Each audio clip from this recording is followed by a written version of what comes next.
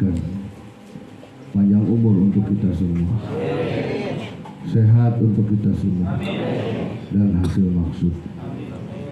Al-Fatihah. Alhamdulillah.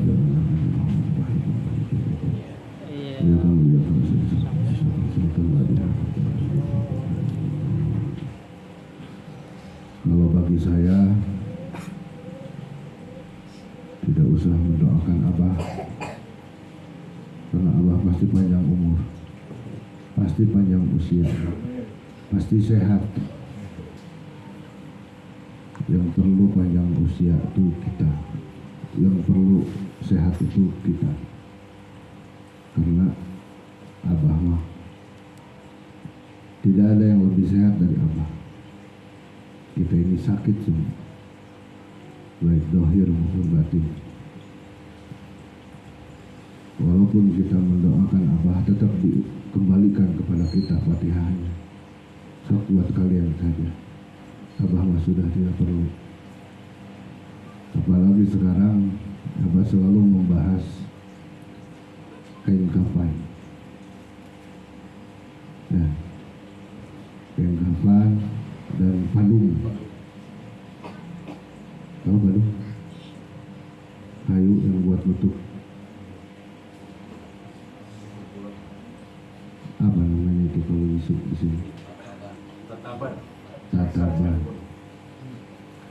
Nah, itu Abah selalu membahas kain kafan dan tataban. Saya yakin, seyakin-yakinnya itu simbol. Itu simbol. Dan ada hikmah yang harus diambil dari kalimat-kalimat yang dikeluarkan sama Abah.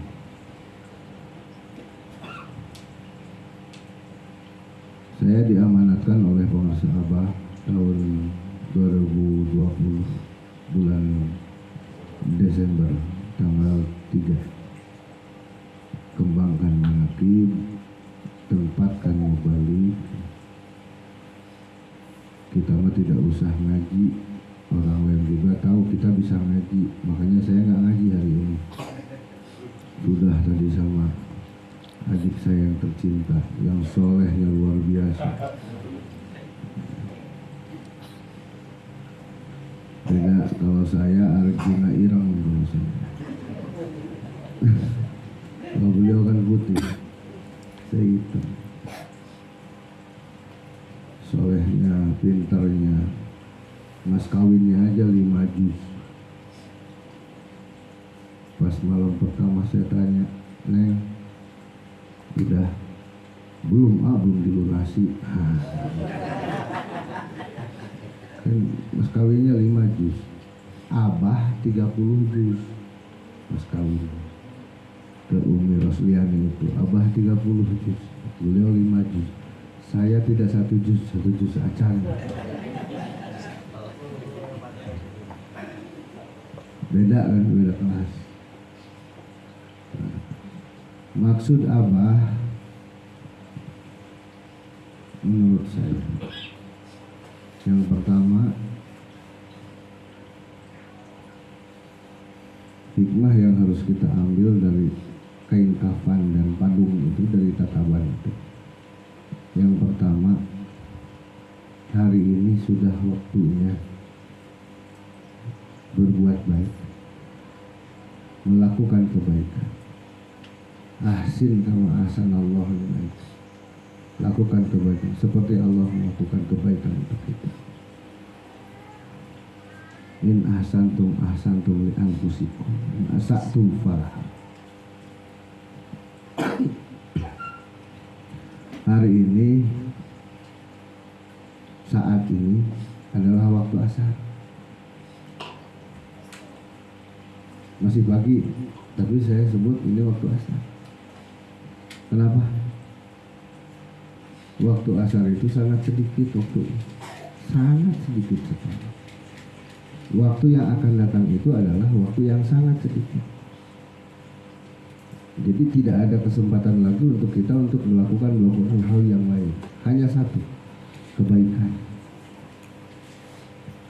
Karena satu hal itu adalah salah satu syarat untuk kita bersama dengan Abah. Apa? Ruhama ubainahum, saling menyayangi, saling mengasihi, saling menghormati, saling menghargai. Ya.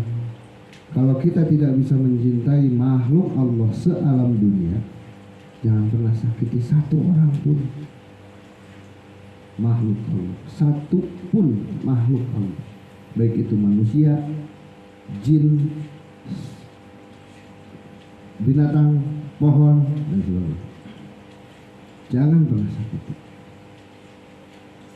Kenapa? Itu lautan tanpa tepi. Abah itu lautan tanpa tepi yang tidak pernah membatasi diri untuk selalu berbuat baik.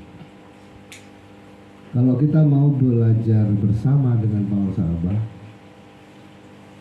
ruhama ubainakum salah satu. Ada pertanyaan, sholat awal waktu itu kebaikan bukan? Itu perbuatan baik bukan? Hah? Puasa perbuatan baik bukan? Haji kebaikan bukan? Hah? Terus apa lagi?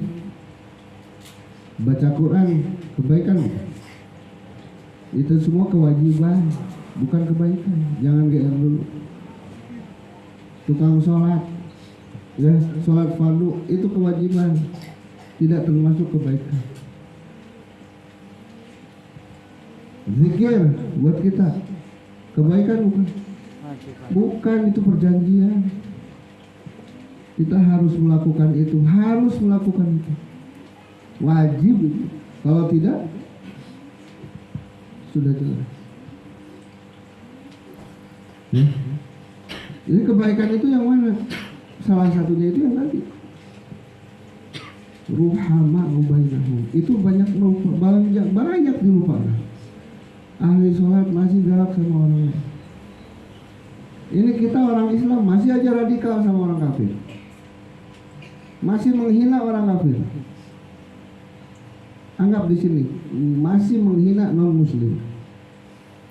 Masih merendahkan, jangankan ke non muslim, ke teman kita sendiri, ke saudara kita sendiri. Masih banyak yang merendahkan. Betul. Merasa tidak di antara kita ada yang begitu? Harus merasa supaya jadi benar, supaya pulang dari sini datang ke rumah minta maaf sama keluarga, minta maaf sama ibu bapak, minta maaf sama adik-adik kita, minta maaf sama tetangga kita. Waktunya sedikit untuk berbuat baik. Siapa yang tahu kematian kapan? Kita dipulangkan kapan? Tidak ada yang tahu. Bisa hari ini, bisa nanti malam, bisa besok, bisa lusa, bisa 1 detik lagi, bisa lagi manakiban. Kemarin siapa mau naik ke mimbar, mau khutbah, wali kota Bandung. Siapa yang tahu? Saat ini waktunya untuk kita berbuat baik. Tanda syukur bahwa kita itu adalah murid Abah. Kalau bukan murid Abah tidak berbuat baik, silakan. Abah tidak bertanggung jawab. Makanya Abah selalu ngomong, Abah tidak bertanggung jawab. Kalau murid Abah ada yang tidak pakai tasbih. Nah, di situ di tasbih dibaca ada. Bukan menginjak jalan kebaikan, itu salah itu. Bukan menginjak, napak itu bukan menginjak. Bahasa Sundanya napak, berbekas. Bekas. Berbekas. Zikir kita ini, ibadah kita ini, manakiban kita ini, sohbahnya, sholat awal waktunya harus menjadi bekas. Harus ada bekasnya. Bukan menginjak, napak itu. Itu ruhana ubaid. Pulang dari sini, berbaik-baiklah kepada Tuhan supaya amal ibadah kita tidak habis, tidak bangkrut. Itu yang pertama, hikmah yang pertama. Kenapa puasa Abah selalu membahas kain kafan? Sudah punya belum kain kafannya? Abah mah sudah punya. Kita Abah selalu nanya begitu. Abah mah panjang umur. Itu menyontohin kita aja. Yang pendek umur siapa? Kita. Duluan kita kok. Kenapa? Abah masih banyak yang butuh. Kenapa Abah panjang umur? Kenapa Abah panjang usianya? Karena Abah bukan makhluk bumi lagi, yang setiap saat Abah selalu berkelana di alam asfala safilin. Di mana alam asfala safilin? Alam dasar itu di mana? Di sini. Abah itu berkelana. Hanya menjenguk kita murid-muridnya. Nih, oh Ija lagi tidur. Oh Abi Dadang, oh hebat, dia lagi sholat malam. Beda. Abi Dadang mas sholat malam, saya lagi tidur. Tukang molor saya. Gitu. Abah mah banyak umur. Jasadnya itu kekal. Walaupun ada batas akhirnya. Bukan sekarang. Nanti, sok tahu nih. Nanti. Kenapa? Saya bilang begitu. Masih banyak orang yang butuh sama Abah daripada yang butuh sama kita. Betul. Siapa yang mengantarkan kita? Siapa? Kalau Abahnya sudah tidak ada, mau siapa? Belum tentu orang pelanjutnya bisa. Jadi yang kita butuhkan adalah Abah untuk mengantarkan kita pulang kepada Allah.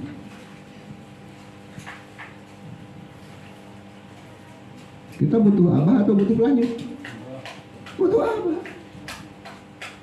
Kalau ada yang ngomong pelanjut, itu bunuh diri dia. Nah itu kain kafan itu dan tataban itu untuk orang yang sudah ngomongin pelanjut. Mengerti? Yang pertama. Yang kedua, jangan suka mengandalkan orang lain. Amaliah kita, milik kita, oleh kita untuk, walaupun di situ disebutnya amaliah mursyid, pakai oleh kita, lakukan oleh kita. Jangan dijadikan perpustakaan doang itu buku amaliah mursyid. Jangan dipilih-pilih karena Kiai Isep tadi. Tasbih diskon. Pegel 75 kali baca tasbihnya. Orang lain mau baca tasbihnya pada sholat, subhanallah. Itu kita mah tasbihnya pindah ke situ dan pindah ke khotaman. Ya, la ilaha illallah subhanaka ini itu tasbih. Dan pindah ke sholat tasbih lebih banyak lagi.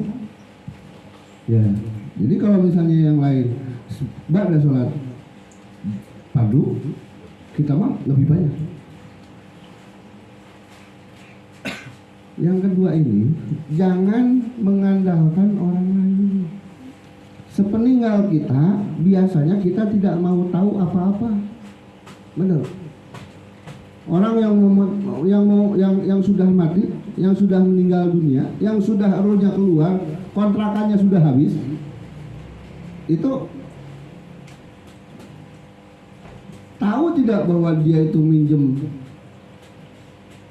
pasaran itu keranda, tahu nggak dia yang makainya tahu nggak bahwa itu pinjam ke masjid, nggak kan?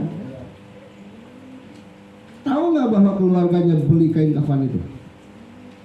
Tahu nggak kalau keluarganya beli tataban itu? Tidak tahu, semuanya tidak tahu. Ya, Abah mencontohkan, memberikan simbol kain kafan dan tataban itu supaya kita menyayangi yang namanya jasad. Walaupun Abah selalu ngomong tidak peduli siapa yang mau nganterin Abah, nganterin kita ke kuburan, tidak peduli badan kita, tubuh kita mau disate, mau dibakar, tetapi Abah mengajarkan sayangi jasad ini karena selama ini dipakai untuk wasilah kita bisa sholat, wasilah kita bisa puasa, mandi dibersihin, muka dibedakin, gigi digosok, ya kan? Masa tidak disayangi? Gitu, jangan dilupain. Ini kendaraan ini, tubuh ini kendaraan. Makan. Walaupun ruh itu tahu makan setelah masuk ke ruh.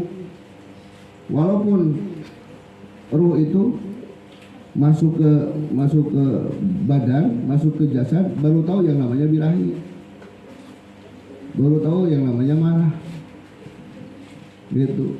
Tetapi ini adalah alat supaya kita mau sholat. Walaupun kaki saya seperti ini, tetapi tetap sholatnya pakai jasad, syariatnya dipakai, gitu. Dan syariat ini salah satu cara untuk supaya kita bersama dengan para sahabat, bersama dengan Rasulullah Sallallahu Alaihi Wasallam. Asyidda walal kufar itu bukan keras terhadap kafir, bukan radikal terhadap kafir, tetapi menjaga syariat kita. Syariatnya benerin, zikirnya rajinin, manakibannya jangan sampai dilewat, jangan banyak alasan.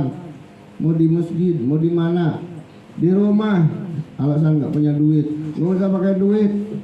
Manakiban mah, kalau yang nggak punya, yang ada wajib keluarin. Iya, jangan pelit. Oh yang ada, jangan hitung pengeluaranmu untuk manakiban supaya datangnya tidak terhitung. Itu siapa ngomong? Dari apa? Bukan dari mulut ini mah cuma menyampaikan saja. Jangan, kali aja ada yang belum tahu. Jangan hitung-hitung pengeluaran untuk manakiban. Datangnya tidak akan terhitung. Kalau dihitung, datangnya terhitung. Misalnya dibatasi sama Pak Haji di sini, cukup ya 30 orang saja. Itu akan segitu aja. Yang datangnya, duitnya yang datangnya cuma segitu. Jatah 30 orang. 30 orang kali 5.000 berapa? Kali segitu. Ya. Jangan dibatasi. Ada contoh itu ada.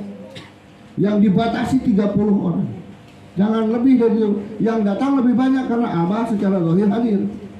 Dibatasi 30 orang. Sampai saat ini itu tempat tidak terjual. Ada banyak amal yang tidak terjual. Karena apa? Membatasi diri. Manakiban jangan dibatasi. Mau ribuan, mau 1 orang, mau 5 orang. Jangan batasi diri kita. Bukan manakiban di mana? Di mana saja. Ada kemarin ada yang ngomong, manakiban di rumah nggak penting. Yang penting mah di sini di masjid. Kata Abah di masjid. Ada yang ngomong gitu.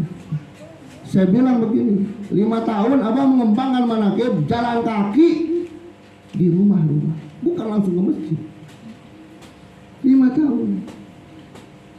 Di sini yang belum buka manakiban di rumah, penyakit Pak Haji dibawa ke rumah sama ibu.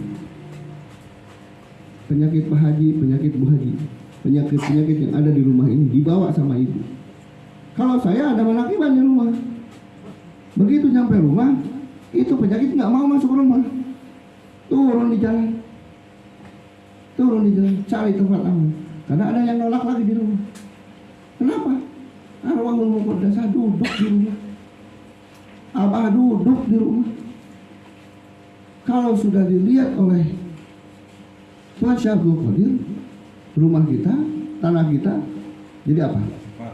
Jadi emas. Ini didudukin. Masa nggak mau? Jangan dengar orang-orang yang menghasut. Nggak penting manakiban di rumah. Jangan didengerin. Itu iblis itu. Iblis. Penting manakiban itu. Masjid tempat ibadah. Rumah mau nggak dipakai ibadah? Pengen. Jangan bodoh. Ya. Jangankan rumah, badan ini mau dipakai ibadah. Jangan badan ini. Tuh. Lapangan apa, makan apa, pengen. Semuanya pengen. Ini milik Allah. Dititipin sama siapa? Sama penguasa Abah. Kalau Abah melarang, jangan manakiban di itu, di keramat. Waduh, bahaya. Kenapa bahaya? Ini dunia dititipin sama Abah, sudah diamanatkan sama Abah, pakai ibadah. Gitu. Ya, ini ibadah bukan? Manakiban kebaikan bukan? Bagi kita seorang murid pengasabah wajib hukum, bukan kebaikan lagi, wajib melakukan. Gak suka malakiban, ya tadi gak akan kuat, tidak akan kuat. Apalagi malakiban yang malam di rumah mah zikir berapa kali? Kalau di rumah masing-masing, kalau berjamaah di malakiban, maghrib berjamaah, isya berjamaah, zikirnya banyak, sholat sunatnya dipakai semua. Ya, khotamannya ikutan. Di rumah kalah sama ikatan cinta.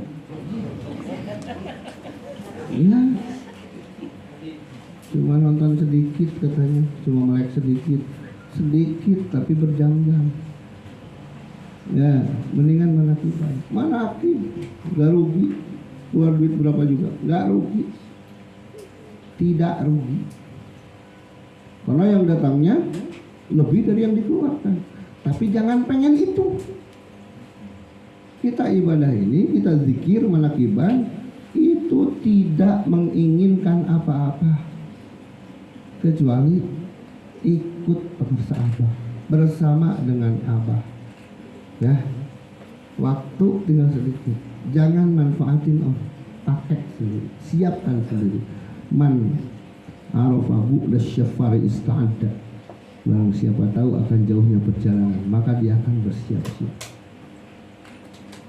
Siap-siap dari sekarang, waktunya cuma sedikit.